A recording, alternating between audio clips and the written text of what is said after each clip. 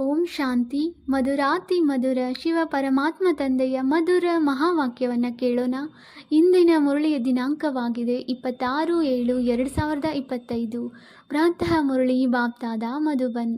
ಮಧುರ ಮಕ್ಕಳೇ, ಈ ಸಂಗಮ ಯುಗವು ವಿಕರ್ಮಗಳನ್ನು ವಿನಾಶ ಮಾಡಿಕೊಳ್ಳುವ ಯುಗವಾಗಿದೆ. ಈ ಯುಗದಲ್ಲಿ ನೀವು ಯಾವುದೇ ವಿಕರ್ಮಗಳನ್ನು ಮಾಡಬಾರದು. ಅವಶ್ಯವಾಗಿ ಪಾವನರಾಗಬೇಕಾಗಿದೆ.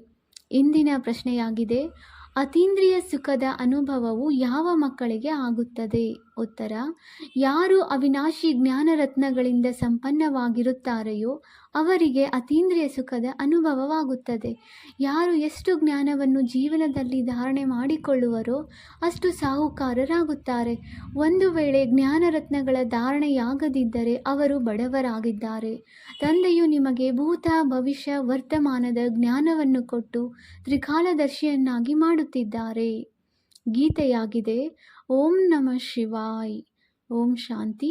ಯಾವುದು ಕಳೆದಿದೆಯೋ ಭೂತಕಾಲ, ಅದು ವರ್ತಮಾನದಲ್ಲಿ ನಡೆಯುತ್ತದೆ. ಅದು ನಂತರ ಭೂತಕಾಲವಾಗಿ ಬಿಡುವುದು. ಇವರು ಭೂತಕಾಲದ ಗಾಯನ ಮಾಡುತ್ತಾರೆ. ನೀವೀಗ ಪುರುಷೋತ್ತಮ ಸಂಗಮ ಯುಗದಲ್ಲಿದ್ದೀರಿ.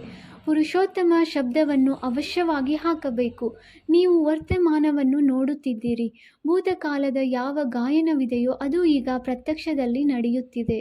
ಇದರಲ್ಲಿ ಯಾವುದೇ ಸಂಶಯವೂ ಬರಬಾರದು. ಮಕ್ಕಳಿಗೆ ತಿಳಿದಿದೆ, ಇದು ಸಂಗಮ ಯುಗವೂ ಆಗಿದೆ, ಕಲಿಯುಗದ ಅಂತ್ಯವೂ ಆಗಿದೆ. ಅವಶ್ಯವಾಗಿ ಸಂಗಮ ಯುಗವು 5000 ವರ್ಷಗಳ ಹಿಂದೆ ಕಳೆದು ಹೋಗಿದೆ. ಅದು ಈಗ ವರ್ತಮಾನದಲ್ಲಿದೆ. ಈಗ ತಂದೆಯು ಬಂದಿದ್ದಾರೆ. ಯಾವುದು ಭೂತಕಾಲದಲ್ಲಿ ನಡೆದಿದೆಯೋ ಅದೇ ಈಗ ಭವಿಷ್ಯದಲ್ಲಿಯೂ ಆಗುವುದು. ತಂದೆಯು ರಾಜಯೋಗವನ್ನು ಕಲಿಸುತ್ತಿದ್ದಾರೆ. ನಂತರ ಸತ್ಯಯುಗದಲ್ಲಿ ರಾಜ್ಯವನ್ನು ಪಡೆಯುತ್ತೀರಿ. ಈಗ ಸಂಗಮ ಯುಗವಾಗಿದೆ. ಈ ಮಾತನ್ನು ನೀವು ಮಕ್ಕಳ ವಿನಃ ಮತ್ಯಾರೂ ತಿಳಿದಿಲ್ಲ. ನೀವು ಪ್ರತ್ಯಕ್ಷದಲ್ಲಿ ರಾಜಯೋಗವನ್ನು ಕಲಿಯುತ್ತಿದ್ದೀರಿ. ಇದು ಅತಿ ಸಹಜವಾಗಿದೆ. ಚಿಕ್ಕವರಿರಲಿ ದೊಡ್ಡವರಿರಲಿ ಎಲ್ಲರಿಗೂ ಒಂದೇ ಮುಖ್ಯ ಮಾತನ್ನು ತಿಳಿಸಬೇಕಾಗಿದೆ. ತಂದೆಯನ್ನು ನೆನಪು ಮಾಡಿದರೆ ವಿಕರ್ಮಗಳು ವಿನಾಶವಾಗುತ್ತವೆ. ಈಗ ವಿಕರ್ಮಗಳು ವಿನಾಶವಾಗುವ ಸಮಯವಾಗಿದೆ. ಅಂದ ಮೇಲೆ ಪುನಃ ವಿಕರ್ಮಗಳನ್ನು ಯಾರು ಮಾಡುವರು? ಆದರೆ ಮಾಯೆಯು ವಿಕರ್ಮಗಳನ್ನು ಮಾಡಿಸಿಬಿಡುತ್ತದೆ. ಪೆಟ್ಟು ಬಿತ್ತು ನನ್ನಿಂದ ಈ ಕಠಿಣ ತಪ್ಪಾಯಿತೆಂದು ತಿಳಿಯುತ್ತಾರೆ. ಹೇ ಪತೀತ ಪಾವನ, ಬನ್ನಿ ಎಂದು ಕರೆಯುತ್ತೀರಿ. ಈಗ ಪಾವನರನ್ನಾಗಿ ಮಾಡಲು ಆ ತಂದೆಯು ಬಂದಿದ್ದಾರೆ. ಅಂದ ಮೇಲೆ ಪಾವನರಾಗಬೇಕಲ್ಲವೇ? ಈಶ್ವರನ ಮಕ್ಕಳಾಗಿ ಮತ್ತೆ ಪತಿತರಾಗಬಾರದು. ಸತ್ಯಯುಗದಲ್ಲಿ ಎಲ್ಲರೂ ಪವಿತ್ರರಿದ್ದರು. ಭಾರತವೇ ಪಾವನವಾಗಿತ್ತು. ನಿರ್ವಿಕಾರಿ ಪ್ರಪಂಚ ವಿಕಾರಿ ಪ್ರಪಂಚವೆಂದು ಹಾಡುತ್ತಾರೆ. ಅವರು ಸಂಪೂರ್ಣ ನಿರ್ವಿಕಾರಿಗಳು. ನಾವು ವಿಕಾರಿಗಳಾಗಿದ್ದೇವೆ, ಏಕೆಂದರೆ ನಾವು ವಿಕಾರದಲ್ಲಿ ಹೋಗುತ್ತೇವೆ. ವಿಕಾರದ ಹೆಸರೇ ಕೆಟ್ಟದ್ದಾಗಿದೆ. ಬಂದು ಪಾವನ ಮಾಡಿ ಎಂದು ಪತಿತರೇ ಕರೆಯುತ್ತಾರೆ. ಕ್ರೋಧಿಗಳು ಕರೆಯುವುದಿಲ್ಲ. ತಂದೆಯೂ ಸಹ ಪುನಃ ಡ್ರಾಮಾ ಅನುಸಾರ ಬರುತ್ತಾರೆ. ಇದರಲ್ಲಿ ಸ್ವಲ್ಪವೂ ಅಂತರವಾಗುವುದಿಲ್ಲ. ಯಾವುದು ಕಳೆದು ಹೋಗಿದೆಯೋ ಅದು ವರ್ತಮಾನದಲ್ಲಿ ನಡೆಯುತ್ತಿದೆ. ಭೂತ, ಭವಿಷ್ಯ, ವರ್ತಮಾನವನ್ನು ತಿಳಿದುಕೊಳ್ಳುವುದಕ್ಕೆ ತ್ರಿಕಾಲದರ್ಶಿ ಎಂದು ಹೇಳಲಾಗುತ್ತದೆ. ಇದನ್ನು ನೆನಪಿಟ್ಟುಕೊಳ್ಳಬೇಕಾಗಿದೆ. ಇವು ಬಹಳ ಪರಿಶ್ರಮದ ಮಾತುಗಳಾಗಿವೆ. ಪದೇ ಪದೇ ಮರೆತು ಹೋಗುತ್ತೀರಿ. ಇಲ್ಲವಾದರೆ ನೀವು ಮಕ್ಕಳಿಗೆ ಎಷ್ಟೊಂದು ಅತೀಂದ್ರಿಯ ಸುಖವಿರಬೇಕು. ಇಲ್ಲಿ ನೀವು ಅವಿನಾಶಿ ಜ್ಞಾನ ಧನದಿಂದ ಬಹಳ ಬಹಳ ಸಾಹುಕಾರರಾಗುತ್ತಿದ್ದೀರಿ.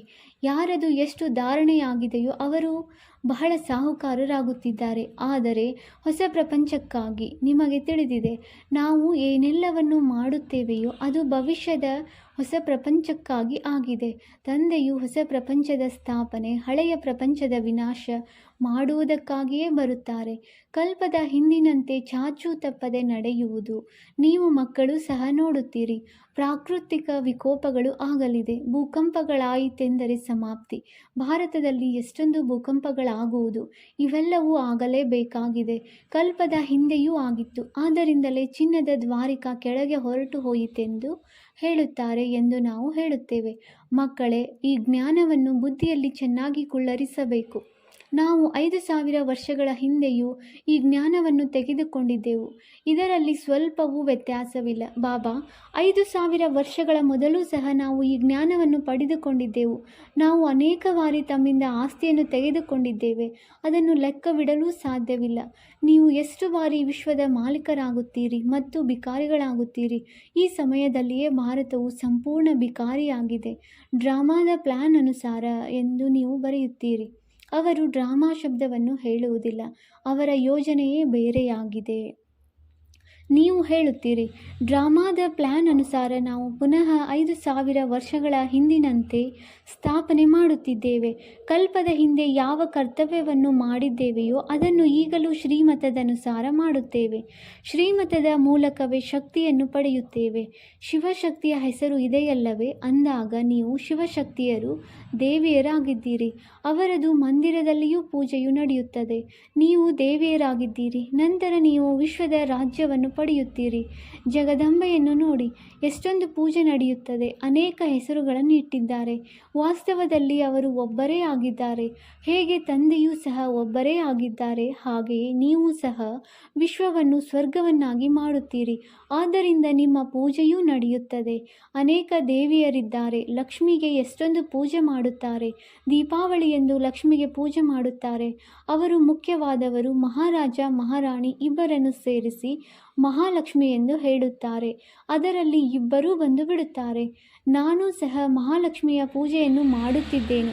ಹಣವು ಬಹಳ ವೃದ್ಧಿ ಆಯಿತೆಂದರೆ ಮಹಾಲಕ್ಷ್ಮಿಯ ಕೃಪೆಯಿಂದ ತಿಳಿದು ಪ್ರತಿ ವರ್ಷ ಪೂಜೆ ಮಾಡುತ್ತಾರೆ. ಅವರಿಂದ ಹಣವನ್ನು ಕೇಳುತ್ತಾರೆ. ಆದರೆ ದೇವಿಯಿಂದ ಏನು ಕೇಳುವುದು? ನೀವು ಸಂಗಮಯುಗಿ ದೇವಿಯರು, ಸ್ವರ್ಗದ ವರದಾನವನ್ನು ನೀಡುವವರಾಗಿದ್ದೀರಿ. ದೇವಿಯರಿಂದ ಎಲ್ಲ ಸ್ವರ್ಗದ ಕಾಮನೆಗಳು ಈಡೇರುತ್ತವೆ ಎಂದು ಮನುಷ್ಯರಿಗೆ ತಿಳಿದಿಲ್ಲ. ನೀವು ದೇವಿಯರಲ್ಲವೇ? ಮನುಷ್ಯರಿಗೆ ಜ್ಞಾನದಾನವನ್ನು ಮಾಡುತ್ತೀರಿ. ಅದರಿಂದ ಎಲ್ಲ ಕಾಮನೆಗಳು ಪೂರೈಸುತ್ತವೆ. ಕಾಯಿಲೆ ಇತ್ಯಾದಿ ಆದಾಗ ತಾಯಿ, ಇದನ್ನು ಸರಿಪಡಿಸು, ರಕ್ಷಣೆ ಮಾಡು ಎಂದು ದೇವಿಯರಿಗೆ ಹೇಳುತ್ತಾರೆ. ಅನೇಕ ಪ್ರಕಾರದ ದೇವಿಯರಿದ್ದಾರೆ. ನೀವು ಸಂಗಮಯುಗದ ಶಿವಶಕ್ತಿ ದೇವಿಯರಾಗಿದ್ದೀರಿ. ನೀವೇ ಸ್ವರ್ಗದ ವರದಾನವನ್ನು ನೀಡುತ್ತೀರಿ. ತಂದೆಯು ಕೊಡುತ್ತಾರೆ, ಮಕ್ಕಳು ಕೊಡುತ್ತೀರಿ. ಮಹಾಲಕ್ಷ್ಮಿಯನ್ನು ತೋರಿಸುತ್ತಾರೆ, ನಾರಾಯಣನನ್ನು ಗುಪ್ತ ಮಾಡಿಬಿಡುತ್ತಾರೆ.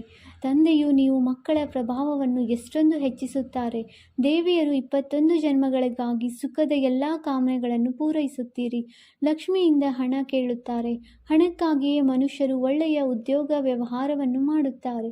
ನಿಮ್ಮನ್ನು ತಂದೆಯು ಬಂದು ಇಡೀ ವಿಶ್ವದ ಮಾಲೀಕರನ್ನಾಗಿ ಮಾಡುತ್ತಾರೆ. ಅಪಾರ ಧನವನ್ನೂ ಕೊಡುತ್ತಾರೆ. ಶ್ರೀ ಲಕ್ಷ್ಮೀನಾರಾಯಣರು ವಿಶ್ವದ ಮಾಲೀಕರಾಗಿದ್ದರು. ಈಗ ಕಂಗಾಲರಾಗಿದ್ದಾರೆ. ರಾಜ್ಯಭಾರ ಮಾಡಿದ ನಂತರ ನಿಧಾನವಾಗಿ ಇಳಿಯುವ ಕಲೆಯಾಗುತ್ತದೆ. ಪುನರ್ಜನ್ಮವನ್ನು ತೆಗೆದುಕೊಳ್ಳುತ್ತಾ ಕಲೆಗಳು ಕಡಿಮೆಯಾಗುತ್ತಾ ಆಗುತ್ತಾ ಈಗ ನೋಡಿ ಯಾವ ಸ್ಥಿತಿಯಾಗಿ ಬಿಟ್ಟಿದೆ. ಇದು ಹೊಸ ಮಾತಲ್ಲ. ಪ್ರತಿ 5,000 ವರ್ಷಗಳ ನಂತರವೂ ಚಕ್ರವು ಸುತ್ತುತ್ತಿರುತ್ತದೆ. ಈಗ ಭಾರತವು ಎಷ್ಟು ಕಂಗಾಲಾಗಿದೆ. ರಾವಣ ರಾಜ್ಯವಾಗಿದೆ. ಭಾರತವು ಎಷ್ಟು ಶ್ರೇಷ್ಠವಾಗಿತ್ತು, ಈಗ ಕನಿಷ್ಠ ಸ್ಥಿತಿಯಲ್ಲಿದೆ. ಕನಿಷ್ಠವಾಗದಂತೆ ನಂಬರ್ 1ನಲ್ಲಿ ಹೇಗೆ ಬರುವುದು? ಲೆಕ್ಕವಿದೆಯಲ್ಲವೇ? ನಿಧಾನವಾಗಿ ಒಂದು ವೇಳೆ ವಿಚಾರ ಸಾಗರ ಮಂಥನ ಮಾಡಿದ್ದೆಯಾದರೆ ತಾನಾಗಿಯೇ ಬುದ್ಧಿಯಲ್ಲಿ ಬಂದು ಬಿಡುತ್ತವೆ. ಎಷ್ಟು ಮಧುರಾತಿ ಮಧುರ ಮಾತುಗಳಾಗಿವೆ.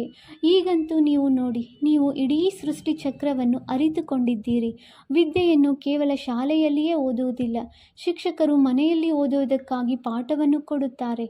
ಅದಕ್ಕೆ ಹೋಮ್ ವರ್ಕ್ ಎಂದು ಹೇಳುತ್ತಾರೆ. ತಂದೆಯೂ ಸಹ ನಿಮಗೆ ಮನೆಗಾಗಿ ವಿದ್ಯೆಯನ್ನು ಹೋಮ್ವರ್ಕ್ ಕೊಡುತ್ತಾರೆ. ದಿನದಲ್ಲಿ ಬಲೆ ಉದ್ಯೋಗ ವ್ಯವಹಾರಗಳನ್ನು ಮಾಡಿ ಶರೀರ ನಿರ್ವಹಣೆಯಂತೂ ಮಾಡಲೇಬೇಕಾಗಿದೆ. ಅಮೃತ ವೇಳೆಯಲ್ಲಿ ಎಲ್ಲರಿಗೂ ಸಮಯವಿರುತ್ತದೆ. ಬೆಳಗ್ಗೆ 2ರಿಂದ 3 ಗಂಟೆಯ ಸಮಯ ಚೆನ್ನಾಗಿರುತ್ತದೆ. ಆ ಸಮಯದಲ್ಲಿ ಎದ್ದು ತಂದೆಯನ್ನು ಪ್ರೀತಿಯಿಂದ ನೆನಪು ಮಾಡಿ. ಉಳಿದಂತೆ ಈ ವಿಕಾರಗಳೇ ನಿಮ್ಮನ್ನು ಆದಿ ಮಧ್ಯ ಅಂತ್ಯ ದುಃಖಿಯನ್ನಾಗಿ ಮಾಡಿದೆ.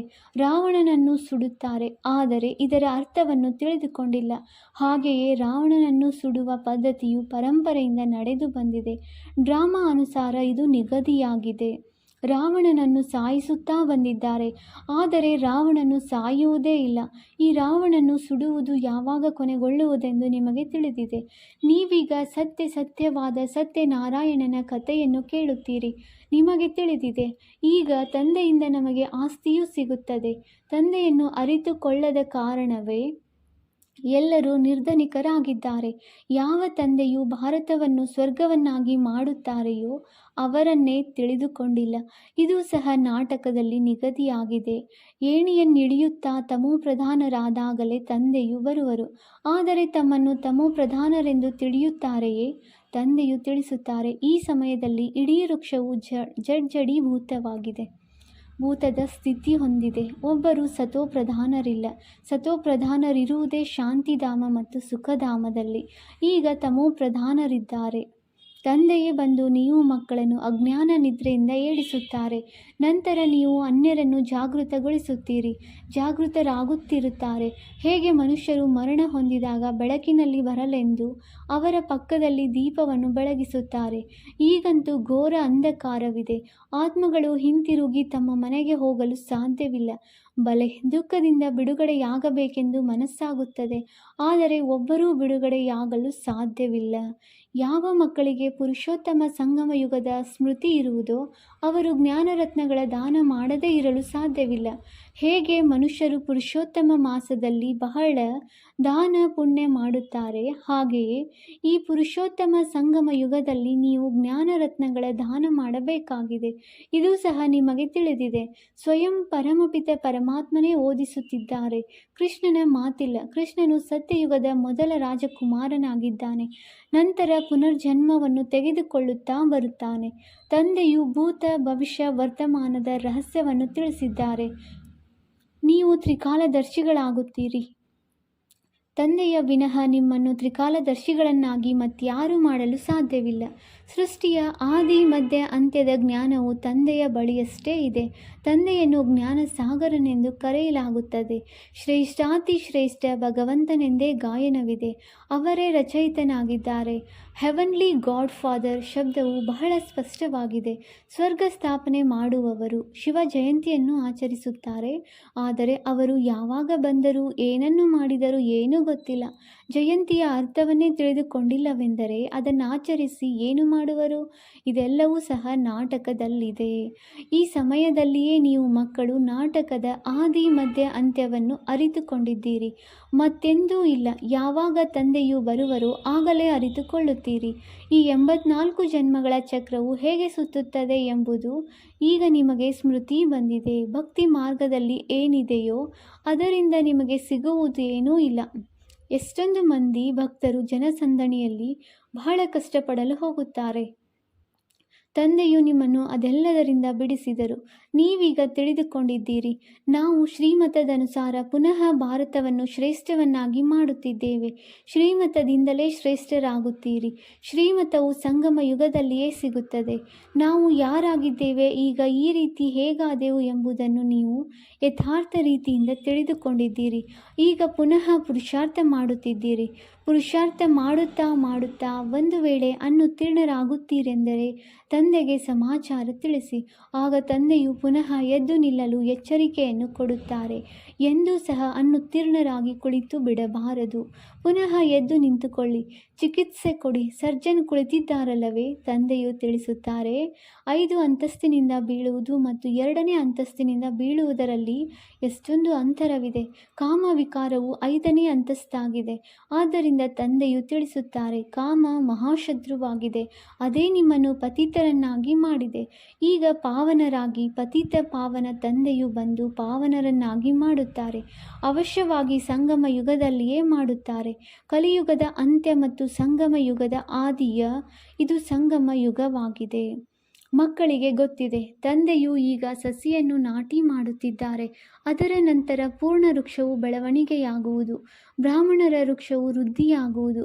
ನಂತರ ಸೂರ್ಯವಂಶಿ ಮತ್ತು ಚಂದ್ರವಂಶದಲ್ಲಿ ಹೋಗಿ ಸುಖವನ್ನು ಅನುಭವಿಸುವಿರಿ. ಎಷ್ಟು ಸಹಜವಾಗಿ ತಿಳಿಸಿಕೊಡುತ್ತಾರೆ. ಒಂದು ವೇಳೆ ಮುರುಳಿ ಸಿಗಲಿಲ್ಲವೆಂದರೆ ತಂದೆಯನ್ನು ನೆನಪು ಮಾಡಿ. ಇದನ್ನು ಬುದ್ಧಿಯಲ್ಲಿ ಪಕ್ಕಾ ಮಾಡಿಕೊಳ್ಳಿ. ಶಿವ ತಂದೆಯು ನಮಗೆ ಬ್ರಹ್ಮ ತಂದೆಯ ತನುವಿನ ಮೂಲಕ ತಿಳಿಸುತ್ತಾರೆ. ನನ್ನನ್ನು ನೆನಪು ಮಾಡಿದರೆ ನೀವು ವಿಷ್ಣುವಿನ ಮನೆತನದಲ್ಲಿ ಬರುತ್ತೀರಿ. ಎಲ್ಲವೂ ಪುರುಷಾರ್ಥದ ಮೇಲೆ ಆಧಾರಿತವಾಗಿದೆ. ಕಲ್ಪಕಲ್ಪವು ಯಾವ ಪುರುಷಾರ್ಥವನ್ನು ಮಾಡಿದ್ದೀರೋ ಚಾಚೂ ತಪ್ಪದೆ ಅದೇ ನಡೆಯುವುದು. ಅರ್ಧಕಲ್ಪ ದೇಹಾಭಿಮಾನಿಯಾಗಿದ್ದೀರಿ, ಈಗ ದೇಹಿ ಅಭಿಮಾನಿಯಾಗುವ ಸಂಪೂರ್ಣ ಪುರುಷಾರ್ಥ ಮಾಡಿ. ಇದರಲ್ಲಿ ಪರಿಶ್ರಮವಿದೆ. ವಿದ್ಯೆಯು ಸಹಜವಾಗಿದೆ, ಆದರೆ ಮುಖ್ಯವಾದುದು ಪಾವನರಾಗುವ ಮಾತಾಗಿದೆ. ತಂದೆಯನ್ನು ಮರೆಯುವುದು ಅತೀ ದೊಡ್ಡ ತಪ್ಪಾಗಿದೆ. ದೇಹಾಭಿಮಾನದಲ್ಲಿ ಬರುವುದರಿಂದಲೇ ಮರೆತು ಹೋಗುತ್ತೀರಿ. ಶರೀರ ನಿರ್ವಹಣಾ ಅರ್ಥವಾಗಿ ಉದ್ಯೋಗ ವ್ಯವಹಾರಗಳನ್ನು ಬಲೆ 8 ಗಂಟೆಗಳ ಸಮಯ ಮಾಡಿ, ಉಳಿದ 8 ಗಂಟೆ ನೆನಪಿನಲ್ಲಿರುವ ಪುರುಷಾರ್ಥ ಮಾಡಬೇಕಾಗಿದೆ. ಆ ಆಸ್ತಿಯು ಅಷ್ಟು ಬೇಗನೆ ಬರುವುದಿಲ್ಲ. ಅಂತಿಮದಲ್ಲಿ ಯಾವಾಗ ಈ ಸ್ಥಿತಿಯನ್ನು ಹೊಂದುವಿರೋ ಆಗ ವಿನಾಶವಾಗುವುದು. ಕರ್ಮಾತೀತ ಸ್ಥಿತಿಯಾಯಿತೆಂದರೆ ಮತ್ತೆ ಈ ಸ್ಥಿತಿಯು ನಿಲ್ಲುವುದಿಲ್ಲ. ಇದನ್ನು ಬಿಟ್ಟು ಬಿಡುತ್ತೀರಿ, ಏಕೆಂದರೆ ಆತ್ಮವು ಪವಿತ್ರವಾಗಿ ಬಿಟ್ಟಿತಲ್ಲವೇ. ಯಾವಾಗ ನಂಬರ್ವಾರ್ ಕರ್ಮಾತೀತ ಸ್ಥಿತಿಯಾಗುವುದೋ ಆಗ ಯುದ್ಧವು ಪ್ರಾರಂಭವಾಗುವುದು. ಅಲ್ಲಿಯವರೆಗೆ ರಿಹರ್ಸಲ್ ಆಗುತ್ತಾ ಇರುವುದು ಒಳ್ಳೆಯದು. ಮಧುರಾತಿ ಮಧುರ. ಅಗಲಿ ಹೋಗಿ ಮರಳಿ ಸಿಕ್ಕಿರುವ ಮಕ್ಕಳ ಪ್ರತಿ ಮಾತಾಪಿತರ ಬಾಪ್ದಾದಾರವರ ನೆನಪು, ಪ್ರೀತಿ ಹಾಗೂ ನಮಸ್ತೆ. ಆತ್ಮೀಯ ಮಕ್ಕಳಿಗೆ ಆತ್ಮೀಯ ತಂದೆಯ ನಮಸ್ತೆ. ನಾವು ಆತ್ಮೀಯ ಮಕ್ಕಳಿಂದ ಆತ್ಮೀಯ ತಂದೆಗೆ ನೆನಪು, ಪ್ರೀತಿ ಹಾಗೂ ನಮಸ್ತೆ ನಮಸ್ತೆ ನಮಸ್ತೆ. ಧಾರಣೆಗಾಗಿ ಮುಖ್ಯಸಾರ ಪಾಯಿಂಟ್ ನಂಬರ್ 1. ಈ ಪುರುಷೋತ್ತಮ ಮಾಸದಲ್ಲಿ ಅವಿನಾಶಿ ಜ್ಞಾನರತ್ನಗಳ ದಾನ ಮಾಡಬೇಕಾಗಿದೆ. ಅಮೃತ ವೇಳೆ ಎದ್ದು ವಿಚಾರ ಸಾಗರ ಮಂಥನ ಮಾಡಬೇಕಾಗಿದೆ. ಶ್ರೀಮತದನುಸಾರ ಶರೀರ ನಿರ್ವಹಣೆ ಮಾಡುತ್ತಲೂ ತಂದೆಯು ಯಾವ ಹೋಮ್ವರ್ಕ್ ಕೊಟ್ಟಿದ್ದಾರೆಯೋ ಅದನ್ನು ಅವಶ್ಯವಾಗಿ ಮಾಡಬೇಕಾಗಿದೆ. ಪುರುಷಾರ್ಥದಲ್ಲಿ ಎಂದಾದರೂ ಅಡಚಣೆ ಬಂದರೆ ತಂದೆಗೆ ಸಮಾಚಾರವನ್ನು ತಿಳಿಸಿ ಶ್ರೀಮತವನ್ನು ತೆಗೆದುಕೊಳ್ಳಬೇಕಾಗಿದೆ. ತಜ್ಞರಿಗೆ ಎಲ್ಲವನ್ನೂ ತಿಳಿಸಬೇಕಾಗಿದೆ. ವಿಕರ್ಮ ವಿನಾಶ ಮಾಡಿಕೊಳ್ಳುವ ಸಮಯದಲ್ಲಿ ಯಾವುದೇ ವಿಕರ್ಮ ಮಾಡಬಾರದು. ವರದಾನ: ಅಖಂಡ ಯೋಗದ ವಿಧಿಯ ಮೂಲಕ ಅಖಂಡ ಪೂಜ್ಯರಾಗುವಂಥವರು ಶ್ರೇಷ್ಠ ಮಹಾನ್ ಆತ್ಮ ಭವ. ಇತ್ತೀಚೆಗೆ ಯಾರು ಮಹಾನ್ ಆತ್ಮರುಗಳು ಎಂದು ಕರೆಸಿಕೊಳ್ಳುತ್ತಾರೆ ಅವರ ಹೆಸರುಗಳಲ್ಲಿ ಅಖಂಡಾನಂದ ಇತ್ಯಾದಿ ಇಟ್ಟುಕೊಳ್ಳುತ್ತಾರೆ. ಆದರೆ ಎಲ್ಲದರಲ್ಲಿಯೂ ಅಖಂಡ ಸ್ವರೂಪರಂತೂ ನೀವಾಗಿರುವಿರಿ. ಆನಂದದಲ್ಲಿಯೂ ಅಖಂಡ, ಸುಖದಲ್ಲಿಯೂ ಸಹ ಅಖಂಡ. ಆದರೆ ಸಂಘ ದೋಷದಲ್ಲಿ ಮಾತ್ರ ಬರಬೇಡಿ. ಬೇರೆಯವರ ಅವಗುಣಗಳನ್ನು ನೋಡುತ್ತಾ ಕೇಳುತ್ತಾ ಡೋಂಟ್ ಕೇರ್ ಮಾಡಿಬಿಡಿ. ಆಗ ಈ ವಿಶೇಷತೆಯಿಂದ ಅಖಂಡ ಯೋಗಿಗಳಾಗಿ ಬಿಡುವಿರಿ.